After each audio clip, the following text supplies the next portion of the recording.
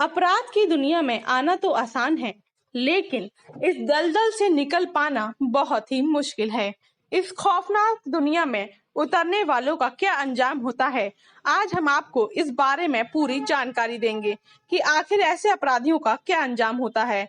हम आपको आज दो ऐसे गैंगस्टरों के बारे में बताने जा रहे हैं, जिन्होंने बहुत ही कम समय में अपराध की दुनिया में अपना ऐसा सिक्का जमाया कि पूरी दुनिया में उनके चर्चे होने लगे। लेकिन अंत बहुत बुरा हुआ, दोनों का ही, और दोनों को ही अपनी जान से हाथ गंवाना पड़ा।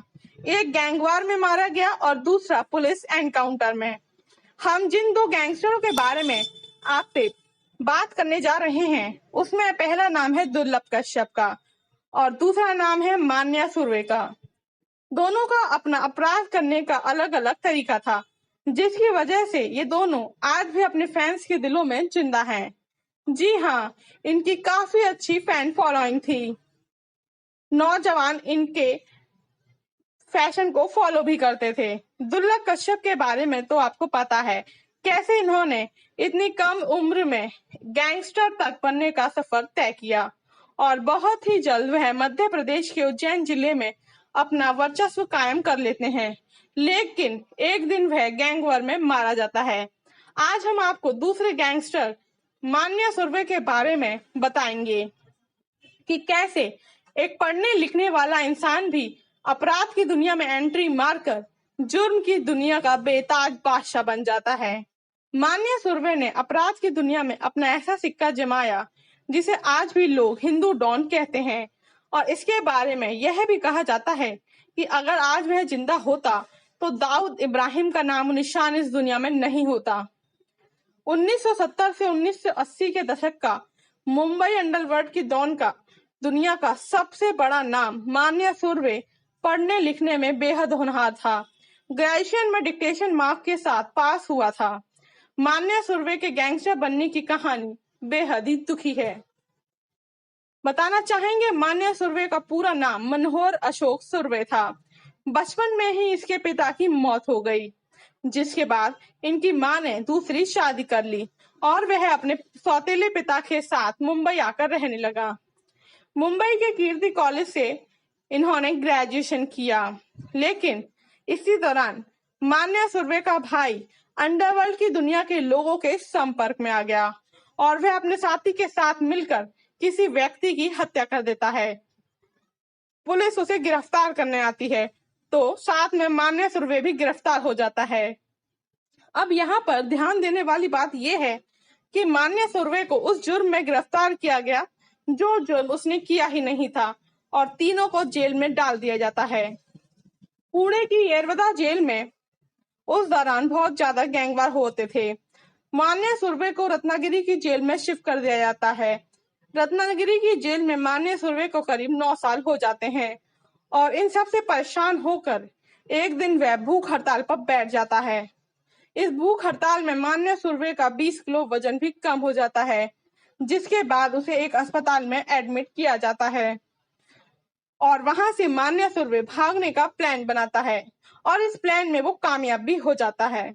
जिसके बाद मान्या सुर्वे मुंबई में ही अपने जैसे लड़कों की तलाश करता है और इस तलाश में वे काफी हद तक कामयाब भी हो जाता है। ये सब मिलके एक गैंग बना के लूट रॉबरी जैसी बड़ी बड़ी घटनाओं को अंजाम देते हैं। बता दें कि मान्या सुर्वे अब एक बहुत बड़ा शातिर गैंगस्टर बन चुका होता है। वो हर काम दिमाग से करता था। पढ़ा लिखा होने का उसने भरपूर फायदा भी उठाया। तभी मान्या सुर्वे के बारे में पठान बैंक के मुखिया करीम लाला को जानकारी मिलती है और करीम लाला उसे मिलने के लिए बुलाता है। करीम लाला उसे दाऊद इब्राहिम के बड़े भाई और शब्बीर का बैंक के मुखिया शब्बीर को मारने की सुपारी देता है। करीम लाला को लगता है कि शब्बीर को मारकर वह उसके गैंग को खत्म कर देगा और मान्या सुर्वे भी इस मौके के लिए हाँ कर देता है, क्योंकि उसे भी लगता है कि इससे बढ़िया मौका मुंबई अंडरवर्ल्ड की मेन स्ट्रीम में आने का शायद उसे दोबारा ना मिले। यह 1980 का दौर था। कहा जाता है कि सिद्धि विनायक के पास पेट्रोल पंप पर मान्या सुर्वे दाऊद इब्राहिम के भाई और शब्बीर गैंग के मुख्य शब्बीर का स्तर को गोलियों से भून डालता है। आज यहीं से मान्य सुर्वे मुंबई पुलिस की हिट लिस्ट में आ जाता है और मुंबई पुलिस एक ऑपरेशन के तहत मान्य सुर्वे के सभी साथियों को चुन चुनकर एनकाउंटर में मार डालती है। अब मान्य सुर्वे इकलौता ही बचता है। वहीं दाऊद भी अपनी भाई की मौत का बदला लेना चाहता है, लेकिन इसमें वह सीधा सीधा अपना नाम सामने नहीं लाना चाहता था मान्या को मार के। फिर दाऊद ने पुलिस से हाथ मिलाया। बता दें, दाऊद इब्राहिम से मुंबई पुलिस की दोस्ती जग जाहिर है और एक दिन दाऊद ने मुंबई पुलिस को बताया कि मान्या मुंबई के वडाला कॉलेज में आने वाला है और मुंबई पुलिस पहले से ही घात लगाकर मान्या सुर्वे का इंतजार करने लगती है। बता दें, मान्या सुर्वे अपनी गर्लफ्रेंड से मिलने वडाला कॉलेज आता है।